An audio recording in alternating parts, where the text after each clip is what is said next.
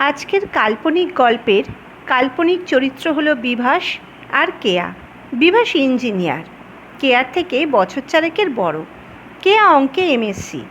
বিভাস কেয়াকে বিয়ে করার সিদ্ধান্ত নেয়, কিন্তু বিভাসদের চারজনের যে বন্ধুর গ্রুপটা আছে সেখানে ওর এক বন্ধুর স্ত্রী ডাক্তার, একজনের স্ত্রী রিনাউন্ড ক্লাসিক্যাল ডান্সার, আর একজনের স্ত্রী সিএ।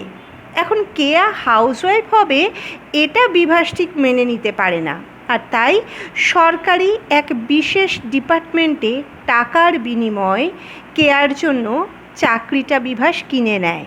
কেয়া ব্যাপারটা মেনে নিতে পারে না, কিন্তু বিভাস ওকে মাথা দিয়ে চিন্তা করতে বলে।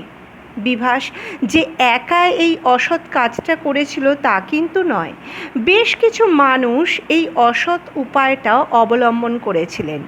আর এই ঘটনার কয়েক বছর পর কেয়ার চাকরিটা চলে যায়।